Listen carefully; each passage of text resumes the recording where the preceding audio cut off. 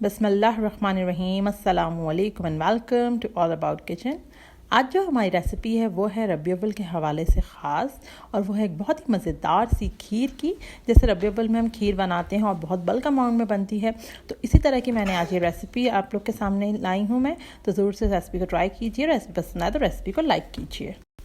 रबी अव्वल स्पेशल खीर बनाने के लिए मैंने यहाँ पे हाफ़ कप चावल लिए हैं, और चावलों को अब हम भिगो देंगे। तो इसके लिए मैंने यहाँ पे बाउल में चावल डाल दिए हैं, और धोने के बाद मैंने इसको पानी में भिगो के कवर करके तकरीबन आधे घंटे के लिए छोड़ दिया था। दूसरी तरफ मैंने यहाँ पर 1 लीटर मिल्क को बॉयल कर लिया है, और इसके अंदर मैं डाल रही हूँ 1 इलायची के दाने। इलायची के दाने डालने के बाद मैं यहाँ पर हाफ़ कप शुगर डालूंगी। अगर आप ज़्यादा मीठा पसंद करते हैं तो हाफ़ कप शुगर के अलावा आप 2 to 3 टेबल स्पून ऊपर चीनी इस पर डाल सकते हैं, तो उससे ये कि मीठा थोड़ा और ज़्यादा हो जाएगा।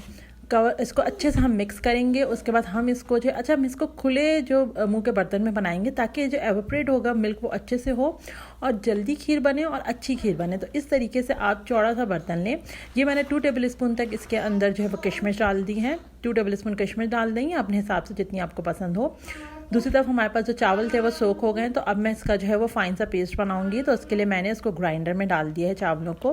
अच्छा, बहुत फाइन नहीं करना पेस्ट को, थोड़ा सा दरदरा ही हम रखेंगे तो उसका टेस्ट अच्छा आता है और उसकी अपीयरेंस भी अच्छी होती है खीर में। तो ये देखें यहाँ पे मिल्क बॉयल हो रहा है, और दूसरी तरफ चावलों का मैंने देखे पेस्ट बना लिया है।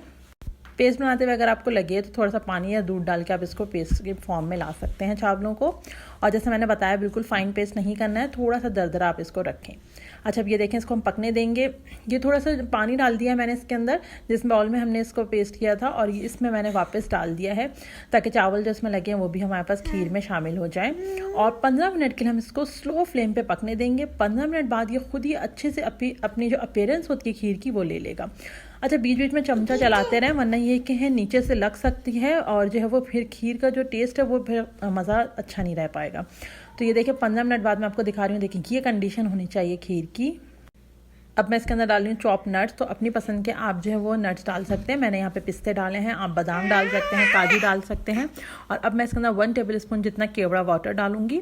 केवड़ा वाटर 1 टेबल स्पून डाल देंगे। खीर की अपीयरेंस आपके पास ऐसे ही होनी चाहिए, कंसिस्टेंसी इतनी होनी चाहिए, क्योंकि जब ये ठंडी होगी तो और गाढ़ी हो जाएगी, और फिर बहुत ही मज़े की ये खीर जो है वो लगती है। तो अभी मैंने डाल दिया 1 टेबल स्पून जितना केवड़ा वाटर। अगर आपके पास केवड़ा एसेंस है तो 2 ड्रॉप इनफ होंगे। खीर मेरे पास बन चुकी थी, तो मैंने जो फ्लेम ऑफ कर दिया और सर्विंग बाउल में इसको निकाल लिया है। और जिस बाउल में आपको सर्व करना है उसमें आप निकाल के और फिर ठंडा करें, ऊपर से नट्स वगैरह से गार्निश करें, बहुत ही मज़े की लगती है।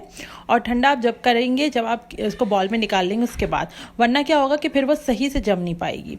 तो आज की रेसिपी अच्छी लगी तो रेसिपी को लाइक कीजिए, फ्रेंड्स और फैमिली के साथ शेयर कीजिए। चैनल पर नहीं है तो चैनल को सब्सक्राइब कीजिए। अल्लाह हाफ़िज़।